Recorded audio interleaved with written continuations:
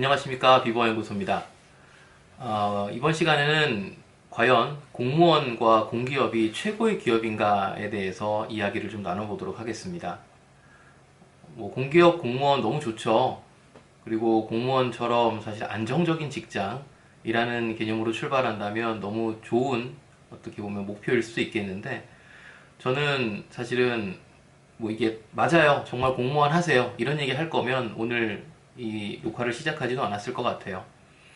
제가 드리고 싶은 말씀은요, 공무원이든 공기업이든 결국은 자기에 따라서, 자신의 색깔에 따라서 다 다르지 않을까라는 생각을 해요. 공무원을 하는 사람이 모두에게 행복할까? 저는 그렇게 생각하지 않거든요. 저에게 행정적인 일을 조금 더 많이 하고 또 안정적인 직장이기 때문에 꾸준히 자기의 맡은 일에 책임만 다하면 된다라고 하는 이런 매뉴얼대로 움직여야 되는 업무를 준다면 저는 사실 일주일도 못 버틸 것 같아요. 지금처럼 제가 새로운 일들도 한번 시도해보고 또 그 일에 맞춰서 저에게 성과를 받아낼 수 있는 그런 일들, 저는 이런 일들이 너무나 좋았기 때문에 지금처럼 강의를 시작했던 거거든요. 마찬가지로 공무원, 공기업도 그렇죠, 그죠? 그런데 누구에게는 이런 새로운 일, 창의적인 일, 도전적인 일보다는 자기가 할 수 있는 역량들을 인정받고 그 안에서 정형화된 패턴대로 쭉 유지될 수 있는 그런 일이 삶에서 굉장히 행복할 수도 있는 거예요. 방에서 조용히 멍 때리고 앉아있는 일을 좋아하는 사람도 있지만 또 그 멍 때리고 있는 1초조차도 버틸 수 없는 사람들이 분명히 있거든요. 저는 여러분들이 직장을 결정할 때 이런 공무원과 공기업이 최고의 기업인가 라는 고민들을 한 번쯤은 해봤으면 좋겠어요. 많은 사람들이 부러워하고 또 부모님들이 추천하는, 사실 부모님 추천하는 일이 최악인 것 같아요, 저는. 그 얘기가 뭐냐면, 저도 사실은 아이의 부모지만 내 아이들은 고생 안 했으면 좋겠거든요. 진짜 편했으면 좋겠고 안정적이었으면 좋겠고 어디 나가서 누구한테 욕 안 먹었으면 좋겠거든요. 그러다 보면 결국은 가장 안정적인 직장이 뭘까? 지금 이 시점에서 공무원과 공기업 이렇게 얘기하는 부모님들이 참 많은 것 같아요. 그런데요, 그렇게 공무원을 하고 공기업을 했다가 그만두고 나와서 새로운 일을 찾는 구직자들도 너무나 많거든요. 이런 측면으로 본다면 지금 이 시점에서 여러분이 내 미래를 결정하고 내 행복을 결정하기 위해서 조금 더 진지하게 고민하셨으면 좋겠어요. 그런데 제가 공무원과 공기업을 따로 분리해서 좀 말씀을 드리고 싶었던 이유는요, 가끔 구직자 중에 공기업 들어가고 싶어요 라고 하는 친구들이 많아요. 그런데 이거 생각 다시 해봐야 될 게, 공기업 들어가고 싶어요 라는 얘기는 잘못된 진로 방향성이에요. 왜 그러냐 하면, 한국전력을 가고 싶어요와 한국은행을 가고 싶어요 라는 기준은 출발선 자체가 완전히 다르거든요.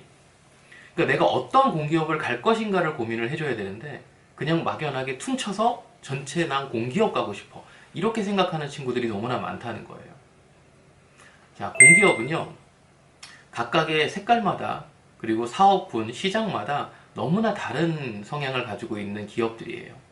그래서 우리가 한국전력을 가는 것과 한국은행을 가는 것은 업무도 다르고 시장도 다르고 그 대상자도 다르기 때문에 이런 부분들은 조금 더 색깔을 다르게 고민하셔야 하고, 본인이 나중에 일하게 될, 함께 하게 될 사람들 혹은 마주하게 될 시민들 혹은 국민들에 대한 대상자까지 생각을 해본다면 아예 조금 더 하나하나 별도로 고민할 필요가 있거든요.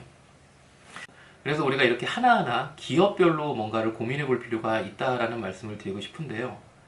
그 다음으로 한 가지 생각해 볼 부분은, 그럼에도 불구하고 나는 공기업을 가고 싶다, 이렇게 생각을 하신다면 공기업은 차라리 빠르게 준비하시는 게 좋습니다. 왜 그러냐 하면, 공기업이 지금 사실은 포화 상태인 상태에서 계속 사람들을 좀 충원하고 있죠, 그죠? 근데 처음에 공기업이 사람을 뽑을 때 거의 모든 기준들을 다 제외하고 NCS만 이렇게 사람을 뽑는 기업들도 많이 있었지만, 이제 뒤로 가면 갈수록 직무별 채용, 그리고 직무에서 필요로 하는 역량을 서류 형태로 테스트를 하는 그런 기업들도 점점 많아지고 있거든요. 뒤로 가면 갈수록 일단 TO도 적어지고요. 그리고 뒤로 가면 갈수록 직무에 대한 역량들을 조금 더 확보하려고 하기 때문에 들어가고 싶다면 지금 이 순간이 미래를 돌아봤을 때는 가장 쉬운 순간이지 않을까라는 생각은 해봅니다. 그리고 내가 공무원을 들어가고 싶다라고 했으면 이런 경우에는 진짜 열심히 준비하세요. 그 경우에는 진짜 다 때려치고 공무원 열심히 한번 목숨 걸고 해보세요. 근데 목숨 걸고 하지 않을 거면 사기업도 같이 준비하시는 게 좋아요. 어떤 친구가 고등학교를 졸업하고 취업하는 고졸채용에 이제 대학원을 졸업하고 왔어요. 물론 잘못된 건 아니지만 우리 모두가 생각했던 건 이거였거든요. 와, 취업이 얼마나 힘들면 고졸채용에 대학원 석사가 들어왔을까라고 생각했는데 그 친구는 나중에 알고 보니까 고졸채용이기 때문에 들어왔어요. 자기가 맡게 될 업무가 굉장히 안정적이고 그리고 굉장히 파격적이거나 창의적인 혹은 야근을 해야 될 업무 자체가 없는 조금 더 보수적인 업무들을 할 수 있는 고졸채용 고직군, 이걸 알고 들어왔어요.